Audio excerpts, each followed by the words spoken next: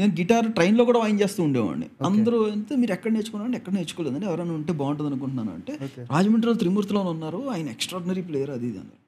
అవునా, నిజమా సార్, అయితే వెతుకుతానండి అన్నాను. త్రిమూర్తులు అంటే ఆయన పేరా లేకపోతే ముగ్గురు ఉన్నారా గ్రేట్ మ్యూజిక్? ఆయన పేరే త్రిమూర్తులు. సో నాకు ఇప్పుడు ఏంటి, ఆయన కాంటాక్ట్ నెంబర్ తెలియదు, అడ్రస్ తెలియదు.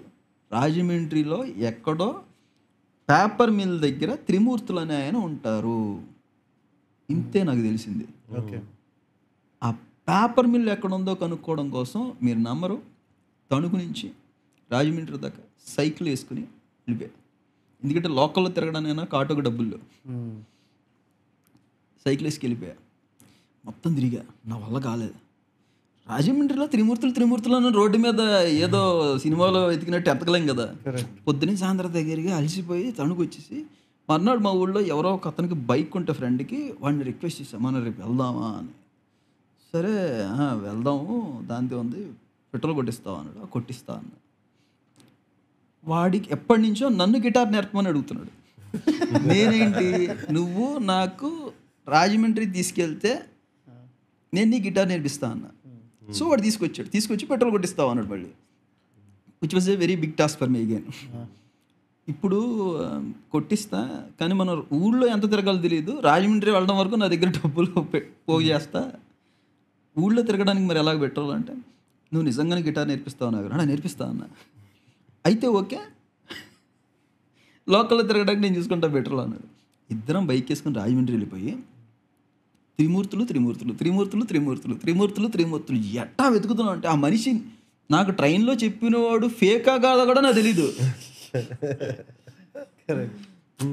అది ఎంత మ్యాడ్నెస్ అంటే, నాకు ఎవడో చెప్పాడు అది నిజమే ఉంటాడు. నాకు ఇళయరాజా దగ్గర అంట, పైగా ఇళయరాజా సార్ దగ్గర అంటే ఇంకెట్లా ఉంటుంది మనకి, ఇంకా అసలు ఒళ్ళు పోయి తెలియకుండా. ఫేక్ అయితే ఓకే, ఒకవేళ నిజంగా తగిలితే అని మొత్తం తిరిగేస్తాను. తిరుగుతూ ఇంకా స్లమ్లోకి వెళ్ళిపోయాను, ఆల్మోస్ట్ స్లమ్. ఇంకా అక్కడ నాకు ఒకళ్ళు, ఆ త్రిమూర్తులు అంటే ఉన్నాడు, మా త్రిమూర్తులు అక్కడ పేటలో ఉంటాడు వెళ్ళండి అన్నారు. పేటలో త్రిమూర్తులు ఎందుకు ఉంటారు, గ్రేట్ ఇళయరాజా సార్ దగ్గర ఉన్న మ్యూజిషియన్ ఇక్కడ ఎందుకు ఉంటారు, ఏమో సరే ఉన్నారని చెప్పారు కదా. మళ్ళీ ఆ పేటలోకి కూడా వెళ్ళా, కంప్లీట్ స్లమ్ అది. లోపలికి వెళ్తూ ఉంటే, ఇక్కడ కాదు అక్కడ అంటారు, ఆ గుడి దగ్గర కాదు శ్మశానం దగ్గర అంటారు, శ్మశానం దగ్గర కాదు టీ షాప్ దగ్గర అంటారు, టీ షాప్ దగ్గరికి వెళ్తే టీ షాప్ దగ్గర కాదు అని ఫైనల్లీ బార్బర్ షాప్ దగ్గరికి వెళ్ళమన్నారు. ఒక కటింగ్ షాప్ దగ్గరికి వెళ్తే చిన్న హట్ లాగా ఉంది అది. బయట 3-4 కూర్చుంటే, సరే ఇక్కడ త్రిమూర్తులు ఎవరో ఉన్నారు సార్ అంటే, ఏం కావాలి అన్నాడు ఒక ఆయన. అంటే సార్ ఇలా గిటార్ నేర్పుతారని నాకు ఎవరో చెప్పారు సార్ అంటే, ఎవరు చెప్పారని. మళ్ళీ ట్రైన్లో ఎవరో చెప్పారా అంటే, ఆయన కోసం నేను చాలా రోజుల నుంచి వెతుకుతున్నాను సార్ అంటే, ఎన్ని రోజుల నుంచి వెతుకుతున్నాను, 3 రోజుల నుంచి వెతుకుతున్నాను సార్.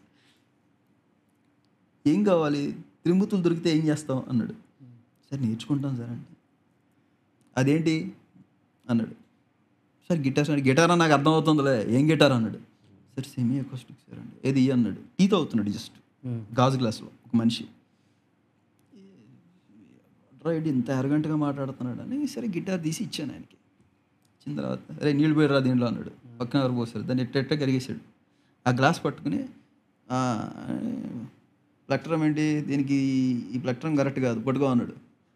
ఏంటి ప్లెక్ట్రమ్ అంటున్నాడు, అది ఇది అసలు వీడికి నిజంగానే తెలుసా ఎవడీడు అనుకుంటే, టీ గ్లాస్ ఉంటుంది గాజు గ్లాసు, మన పవన్ కళ్యాణ్ సార్ సింబల్, దాంతో గిటార్ని నించోబెట్టి సితార్లాగా పట్టుకుని ఆ మనిషి ప్లే చేస్తుంటే, ఈ రోజుల్లో గనక ఒక వీడియో బయట తీసి పెడితే మ్యాడ్ అయిపోతారు జనం. అంటే he was playing the guitar like a sitar. He was playing the guitar like a sitar. He kept the guitar in sitar position and he's playing with glass. Tea glass. Wow. Literally, fuck, మాకు మబ్బులు ఇడిపోయాయి. First నాకు త్రిమూర్తులు దొరికాడో తెలియదు, నాకు first guitar తెలిసినాడు దొరికేసాడు. Sir అప్పుడు నేను, sir మీరు ఎవరు అంటే, త్రిమూర్తులు అన్నాడు. Everything is return script by God అన్నట్టు, ఎవడో నాకు ట్రైన్లో ర్యాండమ్గా చెప్పడం అండి, నేను ఎతికి మొత్తానికి అతను పట్టుకోవడం అండి. లేదు, ఈ script you only wrote yourself. Nobody else would have taken you to forest and but sorry go on. So finally I met my guru Trimurthulu garu. So next day immediately ఆయన ఇంటికి ఏదైతే ముందు రోజు వెళ్ళానో అక్కడికి వెళ్ళిన తర్వాత త్రిమూర్తులు ఇక్కడ లేడమ్మా అన్నారు. లేడనగానే సరే ఫోన్ చేశాను. ఎవరు సార్ నిన్న వచ్చాను కదా, అదే మీరు రమ్మన్నారు కదా సార్. హరిబాబు అవును సార్, ఇక్కడ కొంచెం ఎదురుగా వచ్చిన తర్వాత ఎడమవైపు తీసుకోమ్మా, ఒక చిన్న సందు ఉంటుంది, అందులో ఒక గుడి ఉంటుంది, ఆ గుడి దగ్గరికి వచ్చామ్మా అన్నాడు. ఓకే అని వెళ్ళిపోయాను. అక్కడికి వచ్చిన తర్వాత గుడి దాటిన తర్వాత గుట్ట కనిపిస్తుందమ్మా అన్నాడు. కనిపిస్తుంది సార్. ఆ గుట్ట వెనకలో నన్ను వచ్చాను. ఎక్కి గుట్ట దాటి వెళ్ళిపోయాను, కూర్చున్నా. ఆయన మొత్తం బండరాళ్ళు ఉంటాయి కదా, ఒక తెలియని ఒక చెత్త కుప్ప, ఒక గార్బేజ్ ఇదంతా దాటిన తర్వాత ఒక బండరా ఏదో ఉంటుంది, దాని మీద కూర్చున్నాడు. కూర్చుని హలో వచ్చామా సార్ అని కూర్చున్నాను. ఫస్ట్ డే అంతా సార్ నేను అప్పటికే నేను షోస్ ఇస్తున్నాను కదా సార్, నాకు కొంత వచ్చేసరి చూపిస్తానంటే,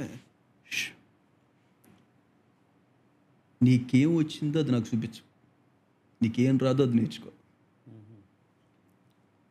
అండ్ ఆ క్లాస్ పొజిషన్స్ కూడా ఎక్కడెక్కడ ఉంటాయి, ఒక పర్టికులర్ ప్లేస్లో ఉండవు. నెక్స్ట్ క్లాస్కి వెళ్ళినప్పుడు ఒక గుడికి వచ్చామన్నాడు. ఆ గుడి దగ్గరికి వెళ్తుంటే బయట ఉన్నవాళ్ళు ఈ గుడికి ఇంటికి వెళ్తున్నారండి అన్నారు. ఆ వీధిలో ఉన్నవాళ్ళు ఆయన త్రిమూర్తులు గారు అని అక్కడికి రమ్మన్నారండి అంటే, బాబు ఆ గుడి మూసేసి చాలా కాలం అయిందమ్మా, ఆ గుడిలో పాము ఉంది, ఆ పాముకి ప్రతి పౌర్ణమికి వచ్చి పూజారి నైవేద్యం పెట్టేసి వెళ్ళిపోతూ ఉంటారు, చాలా రిస్క్ అమ్మా అన్నారు. నాకు అర్థం కాలేదు. బయట ఉన్న వాళ్ళందరూ అంత భయపడుతుంటే ఈ క్యాండిడేట్ ఆ గుడిలోకి రమ్మంటున్నాడు. సార్ అది గుడి బయటే ఉన్నాను సార్, గేట్ వేసేసి ఉంది కదంటే, గేట్ దూకి వచ్చాము లోపల ఉన్నా అంటాడు. ఏం చేయి గేట్ దూకి వచ్చాము అంటాడు ఏంటి నా అని. సరే అది కూడా ఓకే.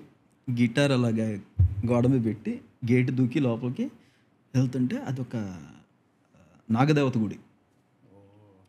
లోపల కూర్చున్నా, ఒక పెద్ద చెట్టు, ప్రాపర్ పాము పుట్ట, ఆ సెటప్ అంతా చాలా కాలంగా ఎవరో రావట్లేదు, అప్పుడప్పుడు ఎవరో వచ్చి వెళ్తున్నట్టుగా ఒక ఆరిపోయిన దీపప్రేమిది ఇలాంటి ఒక సెటప్ ఉంది. క్లాస్ అంతా అయిపోయిన తర్వాత 2-3 క్లాసులు అక్కడే జరిగాయి.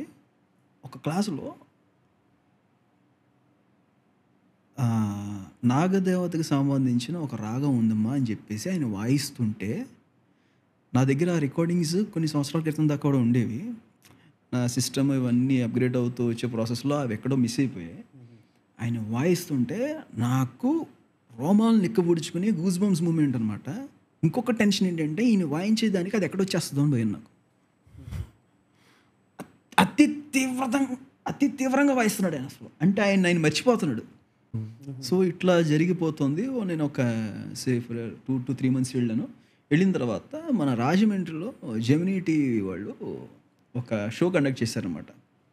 షో కండక్ట్ చేస్తే ఆ షోకి మ్యూజిక్ సంబంధించి ఏదో షో కండక్ట్ చేస్తుంటే, సార్ ఇలాగ షో పెడుతున్నారు వెళ్ళమంటారా అన్న. వెళ్ళు అన్నాడు. సార్ వెళ్ళే ముందు ఈ క్లాసులో ఇవి కాకుండా నేను నాకున్న కొన్ని పాటలు ఉన్నాయి సార్, అవి వినిపిద్దాం అనుకుంటున్నాను, అక్కడికి వెళ్ళి అన్నాను. ఏంటది అన్నాడు. వెంటనే నేను నా ట్యూనింగ్లో పెట్టేసుకుని గిటారు నేను కొన్ని సాంగ్స్ వినిపించా. ఆయన ఫస్ట్ టైం ఆయన షాక్ అయ్యాడు నన్ను చూసి. ఒరే నువ్వు ఇలా వాయిస్తూ ఇన్ని రోజులు కూర్చొని నా దగ్గర ఇంత నేర్చుకుంటున్నావా అన్నాడు. సార్ నేను డే 1 వచ్చినప్పుడు మీకు ఇదే వినిపిద్దాం అనుకున్నాను, మీరు నీకు వచ్చింది వినిపించుకో, నీకు రాని నేర్చుకో అన్నారు కదా సార్ అంటే. ఒరే నువ్వు వాయించేది అని ఆయన ఒక కంట్రీ పేరు చెప్పి అక్కడ ఇలా ఒక పద్ధతి ఉంది. సో రెగ్యులర్ రికార్డేషన్లోనే కాకుండా రెగ్యులర్ ట్యూనింగ్లో కాకుండా గిటార్ని ఆ పర్టికులర్ కంట్రీలో ఇట్లా కూడా చేస్తారు, నీకు తెలియకుండానే నువ్వు ఒక వే వెతుక్కున్నావురా అన్నాడు. అని చాలా బాగుంది నాన్న, కానీ ఇది ఎక్కువ ప్రాక్టీస్ చేయకు, దీనివల్ల నువ్వు కంఫర్ట్ జోన్లోకి వెళ్ళిపోతావు, ఇది నీకు ఉపయోగపడదు అని చెప్పాడు.